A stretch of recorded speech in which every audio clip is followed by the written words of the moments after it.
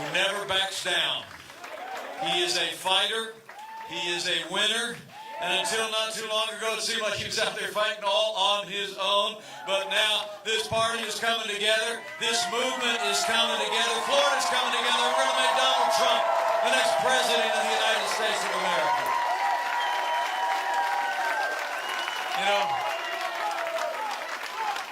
I truly do believe, having gotten to know this man, Donald Trump literally embodies the American spirit.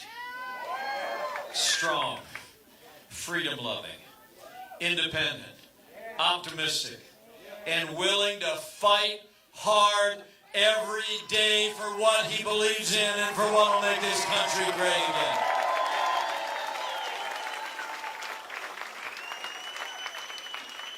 You saw that fight on stage about a week and a half ago when he beat Hillary Clinton in that third debate, hands down, didn't you? Hands down. We had a little debate of our own, the vice presidential campaign. I want to apologize for being a few minutes late today. We stopped to grab some lunch after we landed, and Senator Tim Kaine called and interrupted me 10 times.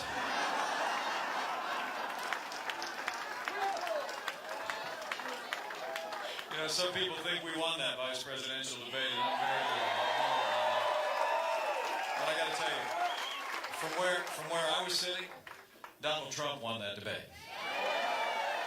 Donald Trump's leadership for America won that debate, and Donald Trump's vision to make America great again is going to win the debate all the way to the White House.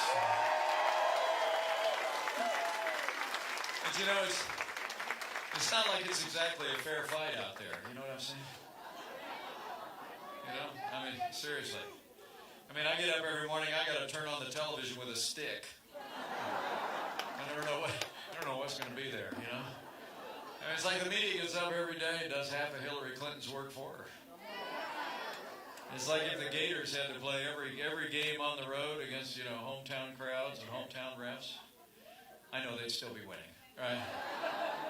But the amazing thing is, it might be 2-on-1, but Donald Trump is still winning hearts and minds every day, and he's going to win all the way to the White House. Because what Donald Trump says to me more than anything else, he was up in Grand Rapids today with tens of thousands of people turned out. I'll tell you what, as he travels around this country, everywhere I go with him, he'll look at me when we pull up to these enormous crowds, and he'll poke me in the arm and say, remember, this is not about me. This is not about our team. It's not even about our party, he says. He says, this is a movement of the American people, and the American people have decided to make America great again.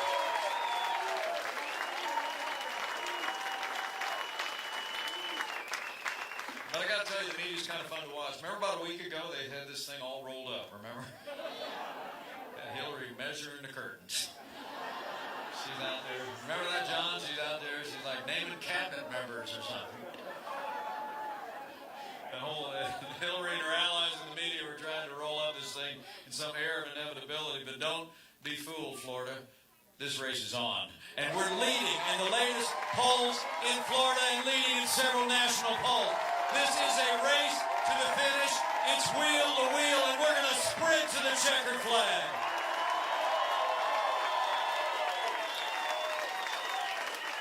I think what Americans, what's coming into focus for the American people is this isn't so much just a choice between two people, it's a choice between two futures. So let me tell you where I stand. I choose a stronger America. I choose a more prosperous America. I choose an America that stands without apology for the Constitution of the United States and the liberties enshrined there. So I choose to stand with Donald Trump and every American who knows we can make America great again.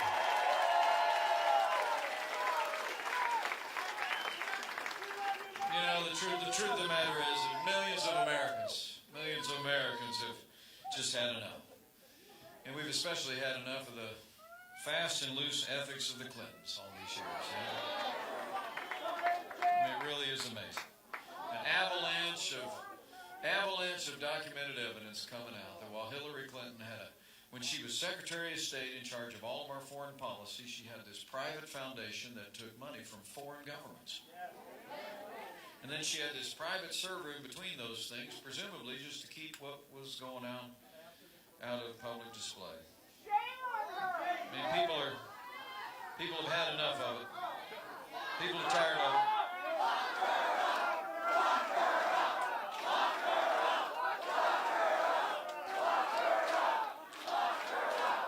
And I have to tell you, it was after last summer when the FBI concluded that Hillary Clinton was extremely cautious with classified material on that private server, but they decided not to continue an investigation. You can imagine how we all felt last Friday when the director of the FBI announced there's emails that appear to be pertinent in their investigation, and the FBI has reopened the investigation into Hillary Clinton's private email server.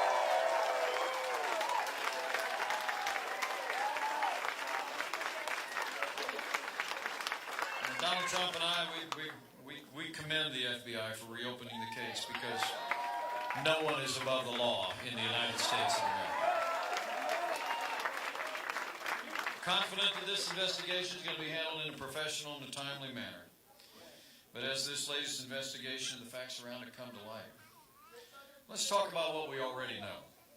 Okay? What's already in public. Now stay with me on that. So while she was Secretary of State in charge of all of our foreign policy, she had a foundation taking money from foreign governments. You know, truth is a force of nature, and even though when it was discovered that she had a private server and she used high technology and hammers to try and keep it out of public view, these things have come out.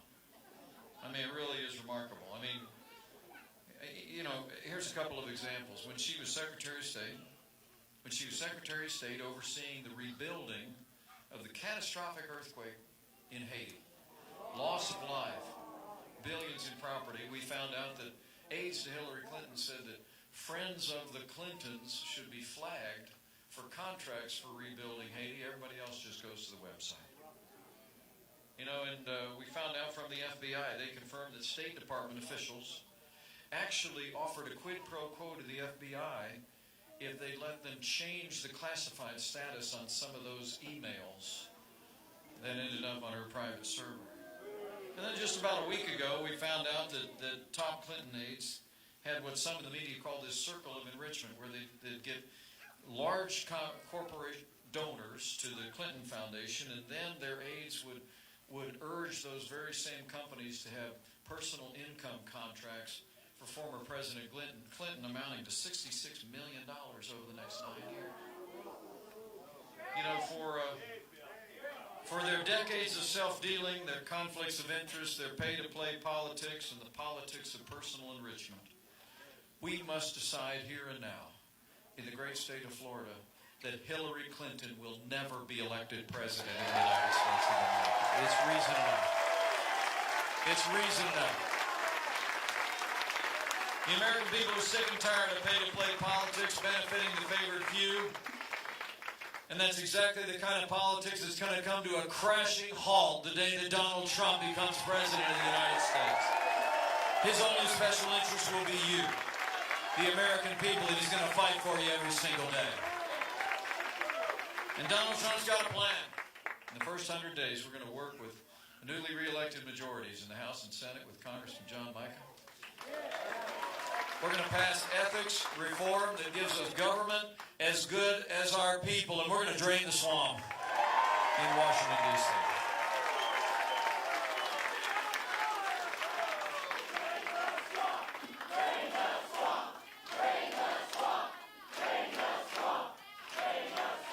Because, you know, the truth is, as we talk about all these swirling headlines and all the scandals and controversies that have always followed after the Clintons, the truth is, in the 8 days that remain before Election Day, men and women, I think we also need to talk about the big things.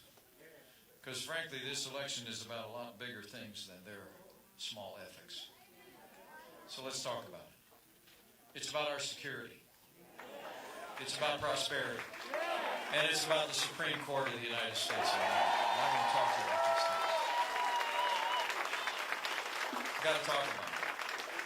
You leave here today, you got to go find your neighbors and friends, and you got to talk about the big things. Okay? Let's start about security. Despite traveling millions of miles as our Secretary of State, it is undeniable that the world is more dangerous today than the day that Hillary Clinton took over our foreign policy. 7.5 years of Barack Obama and Hillary Clinton's brand of foreign policy has weakened America's place in the world. Our allies are less secure, our enemies are more emboldened. History teaches that weakness arouses evil.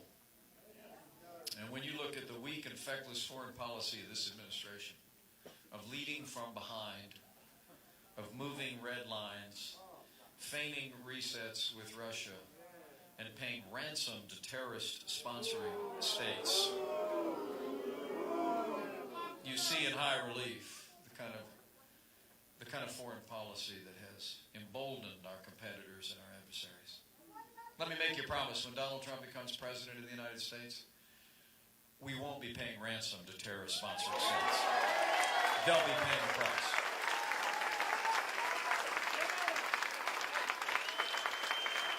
You know, it was Hillary Clinton that actually initiated that disastrous agreement with the radical mullahs in Iran.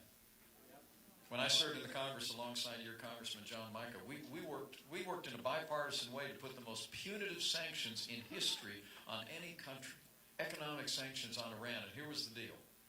Remember this, John? The sanctions would never come off until Iran permanently abandoned its nuclear ambitions. It was the policy of the United States of America that Iran would never be permitted to obtain a nuclear weapon. And yet this administration, in a deal that Hillary Clinton started, cut a deal that only delays the nuclear ambitions of the leading state sponsor of terrorism in the world.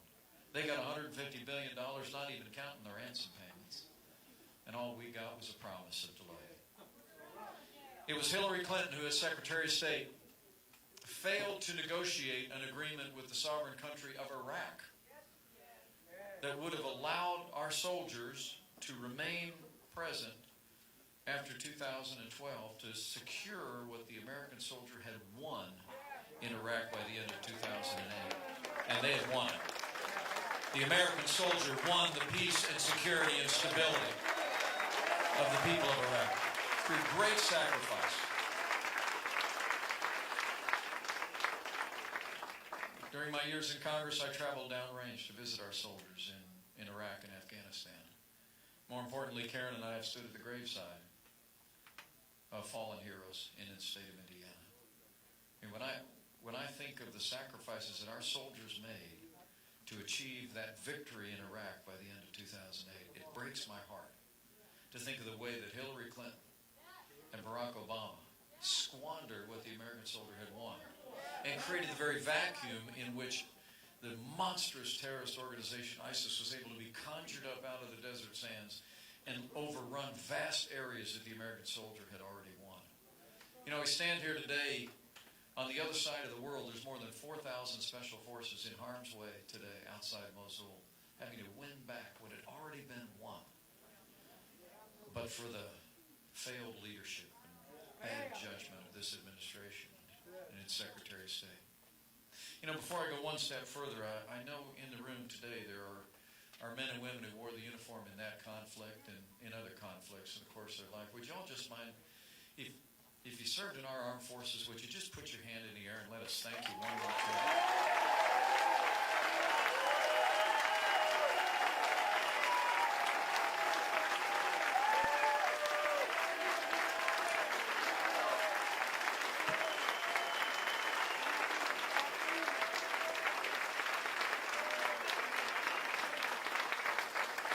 Thank you for your service.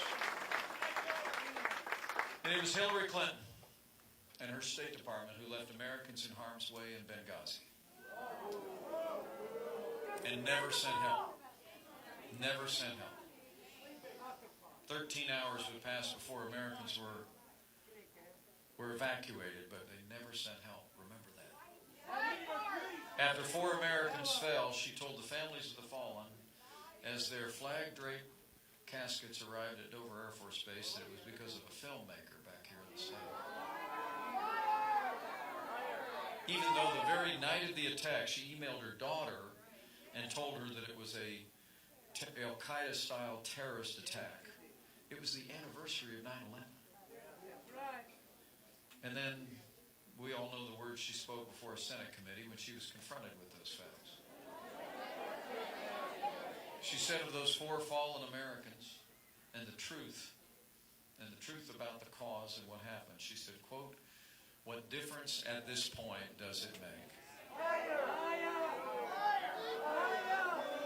Well, let me tell you, as the proud father of a United States Marine, anybody who said that, anybody who did that, should be disqualified from ever serving as Commander-in-Chief of the Armed Forces of the United States of America.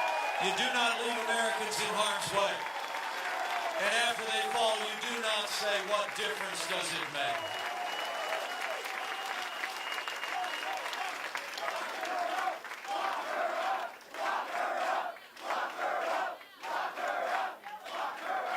We cannot have 4 more years apologizing to our enemies and abandoning our friends.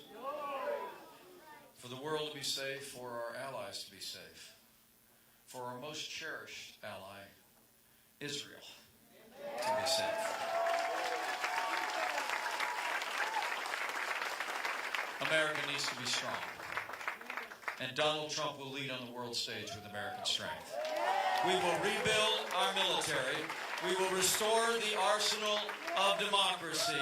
We will provide our soldiers, sailors, airmen, Marine, and Coast Guard with the resources and training they need to accomplish their mission, and we will hunt down and destroy ISIS at its source, so it can no longer threaten our people or inspire violence in the homeland.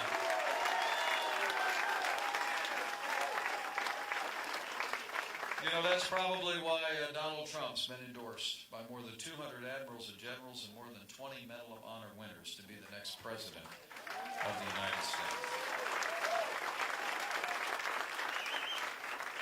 You know, last Thursday night, we went a little long on a runway up in New York. And everybody's fine. But I have to tell you, it was... as our plane bumped off the edge of the runway and the mud splattered up on the windows, that plane hadn't even come to a stop before there were flashing lights all around the plane. We have the greatest first responders in the world in this country. They were all there to see if we were okay. But you know, this is a very challenging time for those that wear the uniform of law enforcement in America. It seems like every time tragedy happens, when a police officer is performing their duties, instead of demanding answers, transparency, and accountability, which the public is owed in such circumstances, there are too many in the national media, too many on the political left that are prepared to use a broad brush to demean all the men and women in law enforcement.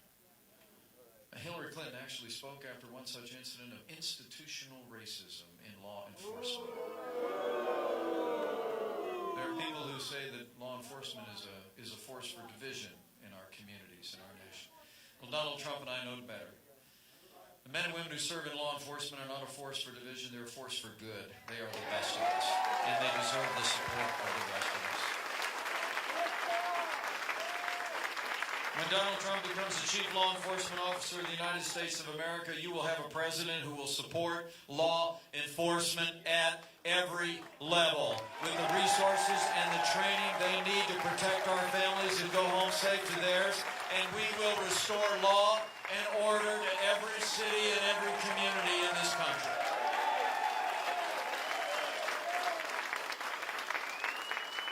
Hillary Clinton wants open borders. At least that's what she said in Brazil. Donald Trump will end illegal immigration once and for all and remove criminal, illegal aliens from this country first. While Hillary Clinton is prepared to increase the Syrian refugee program from that terrorist-strewn country by 550%, Donald Trump and I will immediately suspend all immigration from countries compromised by terror.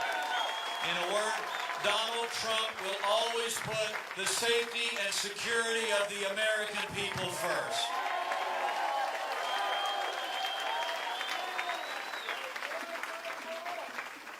You know, before I go on, there's an awful lot of law enforcement personnel who are with us here today. would you all much mind catching one of them by the eye? Just show them how much you really do appreciate the job that they do in protecting our families.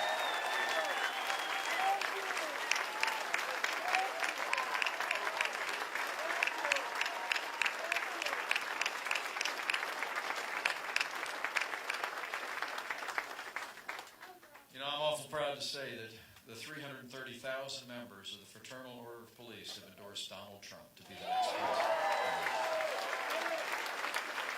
So it's about security abroad, it's about safety at home. But it's also about our prosperity. And we need to talk about it. I mean, the truth of the matter is, despite all the happy talk coming from the other side, right? I mean, we're in the midst of the weakest economic recovery since the Great Depression. We have the lowest labor participation rate since the 1970s. 1 in 4 Americans in their prime earning years isn't even working. It breaks my heart to think of 1 in 5 households have no one under the same roof with a job. 1 in 5 are neighbors and friends. 45 million Americans on food stamps, 47 million living in poverty. Hillary Clinton's plan? More of the same. I mean, literally, more of the same. More taxes, more regulation, more of the war on American energy that's stifling American jobs, and more Obamacare. You know, they tell us this economy is the best that we can do, but I think Florida knows better. You got a great governor in Rick Scott. Can I just say...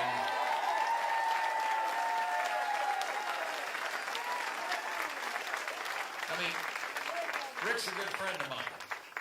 As governor of Indiana, he's a fierce competitor. But let me tell you something. Rick will tell you what I'll tell you in Indiana. The only progress that you've made here in Florida, we've made in Indiana, has been in spite of what's coming out of Washington, D.C., not because... Let me tell you. They tell us this economy is the best that we can do, but y'all know it's nowhere near the best that we can do. It's just the best they can do. And when Donald Trump becomes president of the United States of America, we're going to put time-honored conservative principles into practice, and we're going to get all of America back to work and get this economy moving again. Because Donald Trump's got a plan. He's got a plan. It sounds a lot like the plan Ronald Reagan put into effect.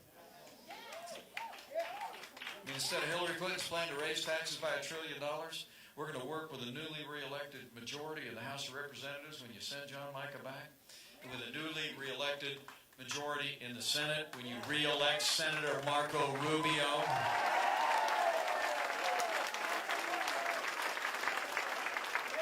And we're going to cut taxes across the board for working families, small businesses, and family farms. We're going to get rid of death taxes once and for all. And we're going to lower business taxes in America so companies here in Florida can compete and grow jobs on the world stage with companies around the planet and not see them go overseas. And because regulation is really a form of taxation, you know, I mean, the government can either take your money out of your wallet as a tax or they can just tell you what to do with it. That's regulation. And we know that avalanche of acronyms coming out of Washington, D.C. is killing jobs, right? And killing small business. I mean, I'm talking about your EPA. I'm talking about your OSHA. I'm talking about your ABCDEFG. Am I right? So day one of the Trump-Pence administration, Donald's going to do what I did up in the Hoosier State. Moratorium on any new federal red tape. And we're going to repeal every single Obama executive order that's stifling jobs and growth in this economy.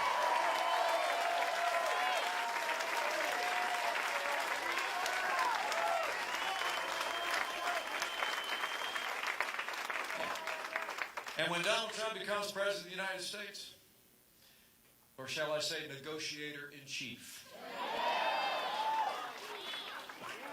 we're going to have trade. We're going to have free trade. We're going to have exports and imports.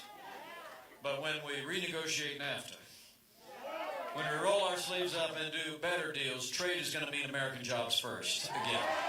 It's going to support growth in the American economy. And we're going to hold our trading partners accountable to the promises that they make to the people who have the strongest economy on earth.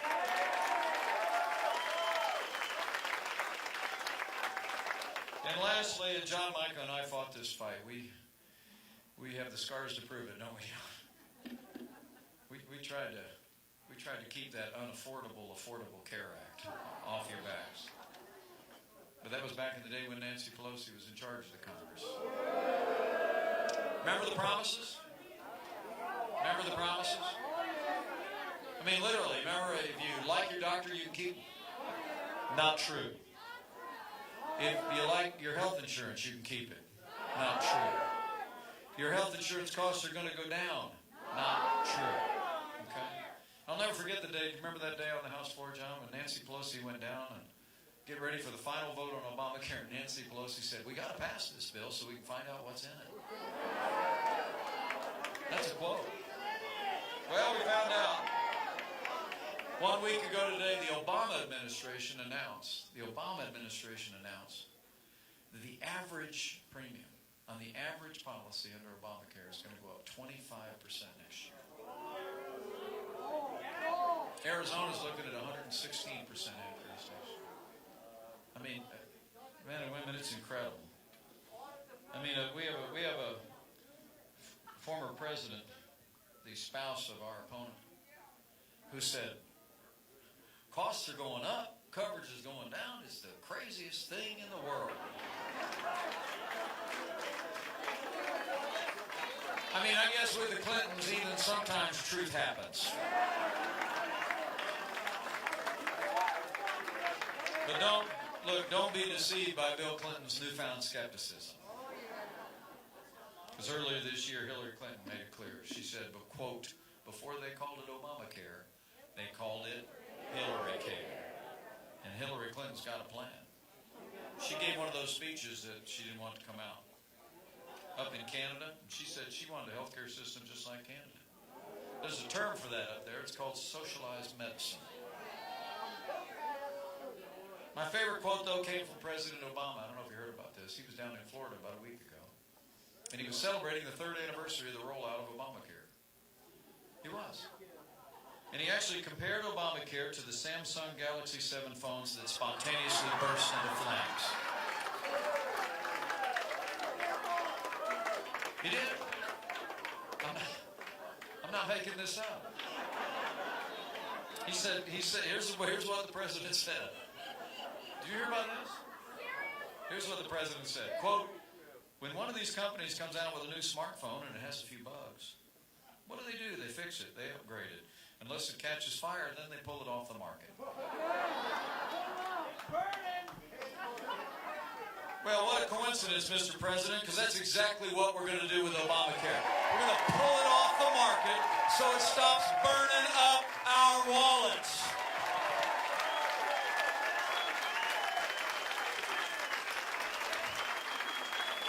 We're going to work with this newly re-elected Congress, and we're going to repeal and replace Obamacare. And we're going to replace it not with Hillary Clinton's Canadian-style health care. She wants to put single payer into the middle of Obamacare and go from bad to worse. Here's an idea. How about you pass health care reform that respects the doctor-patient relationship? It gives consumers more choices, allows the American people to buy health insurance the way we buy life insurance, and the way we buy car insurance across state lines. Will free up the free market, and that's how we'll drive down the cost of health insurance.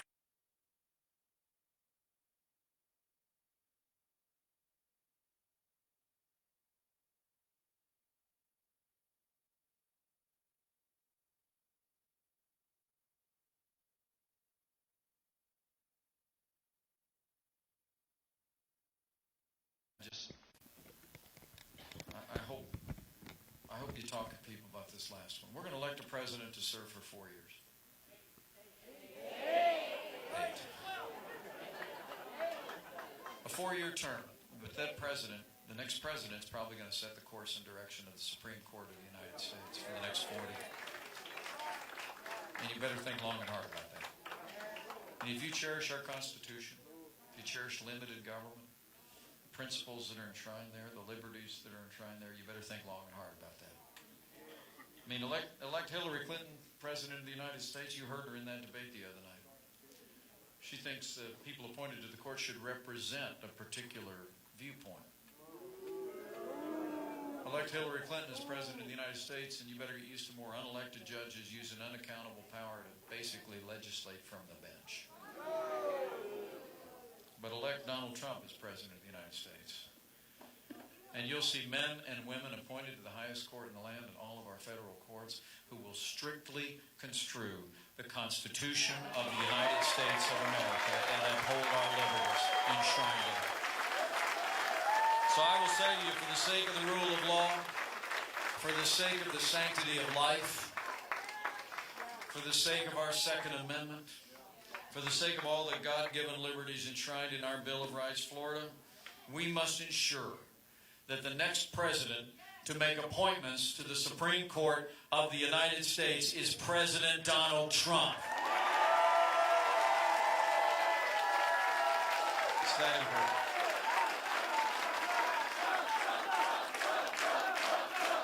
It's that important.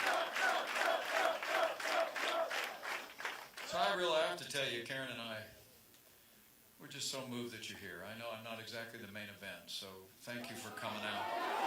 Thank you for being here. I'm very humbled by it. Very humbled. But I got a couple of asks for you. I got a couple of asks for you.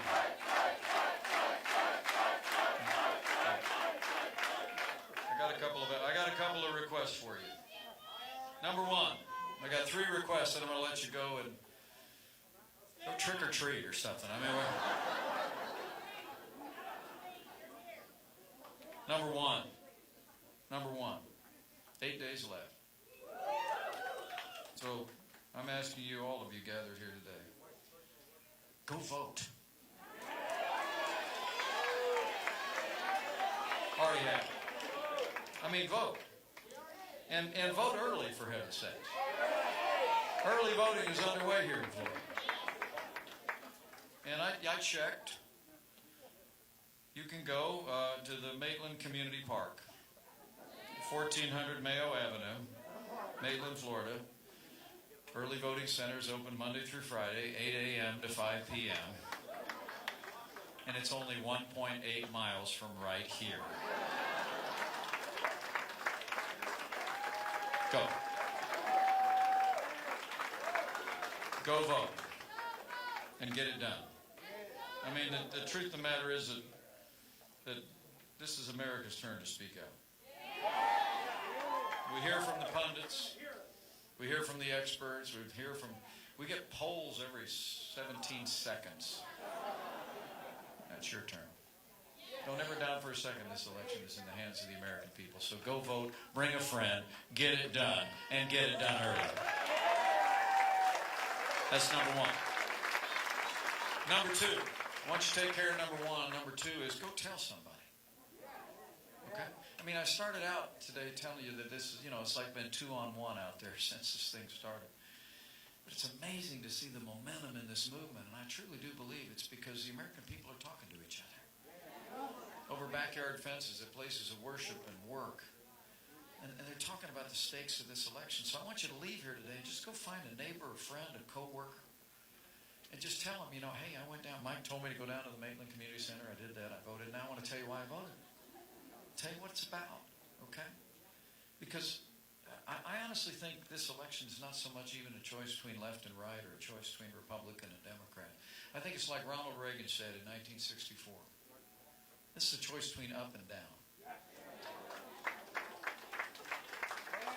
I mean, when you're talking to your neighbors and friends, here's how I put it, this is a choice between whether we're going to continue to go down the hill to a weaker America on the world stage, a weaker American military, walking farther away from our most cherished allies, emboldening our adversaries and competitors, stifling the American economy under a crushing weight of more regulation, more taxation, more Obamacare, walking farther and farther away from our most cherished constitutional ideals, or whether, Florida, we are going to stop, plant our feet, turn around, and march back up the hill to a stronger America at home and abroad, to a stronger America on the world stage, a more prosperous America for our children and grandchildren, in an America that cherishes and upholds our highest constitutional ideals. That's the choice.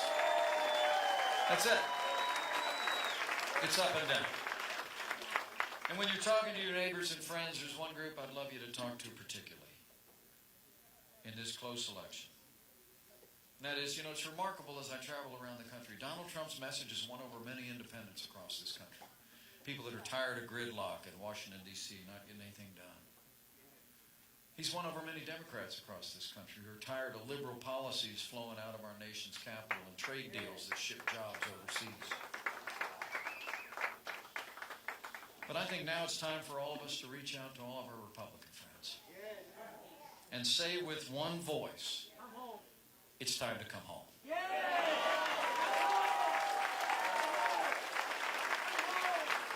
It's time for Republican voters to come home.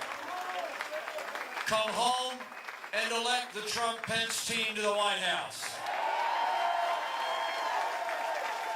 Come home and re-elect Senator Marco Rubio to a Republican majority in the United States Senate. Come home and re-elect Congressman John Mica to a Republican majority. And come home to ensure that Hillary Clinton is never elected president of the United States of America. It's time to come home.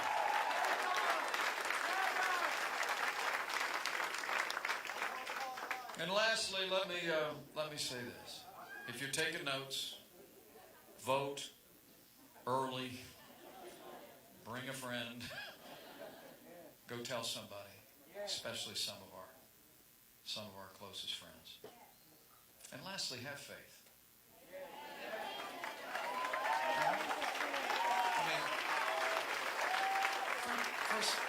First, have faith in the people of Florida. Have faith in the American people. This is the clearest election choice that I think I'll ever see in my lifetime. Americans can elect a leader who literally personifies the failed status quo in Washington, D.C. Or we can choose a leader who will stand for freedom, stand with our military, uphold law and order, revive the American economy, and stand without apology on our Constitution. And I believe with all of my heart that every time we do our part and give the American people a choice between strength and freedom and our highest ideals, the American people always choose freedom. They always choose strength. And they always choose our highest ideals. So be confident as you talk to your neighbors and friends, and have faith. Have faith in the American people. And lastly, I'd say, if you're of a mind, have that other kind of faith. And exercise it in the next 8 days.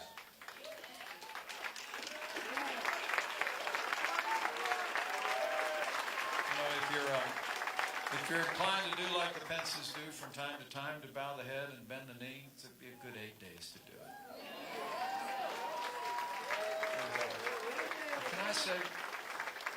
Can I say, I'm here championing the team, championing the cause.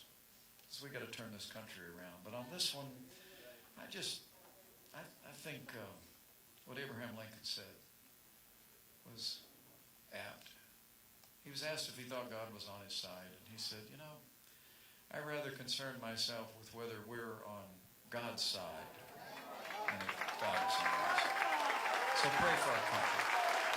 Just pray for America. Because it matters.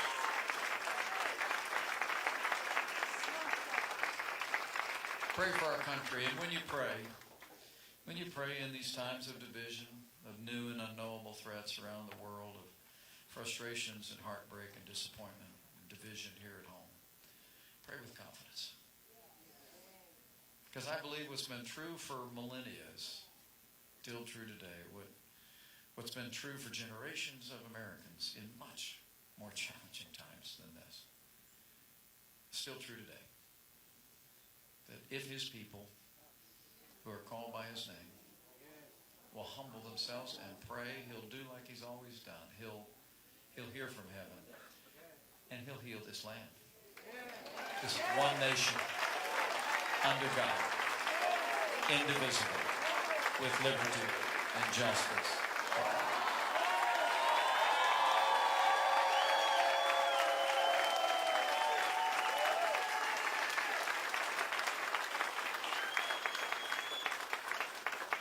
So men and women of Florida, I've got miles to go before I sleep, as the poet said. And you could, Mrs. Pence has got that pumpkin top on today. You could give her a big round of applause. She has traveled so many miles in this cause. Before I go, I just want to encourage you. As you put into action, hopefully, everything I just encourage you to do, I'll make you a promise. In the days that remain of this campaign, I want you to know this. That man is ready. This team is ready. This movement is obviously ready. If you go out and make sure that Florida is ready, we will elect Donald Trump as the 45th President of the United States of America, and we will make America great again. Let's go to work, everybody. 8 days to victory. Thank you very much, and God bless you.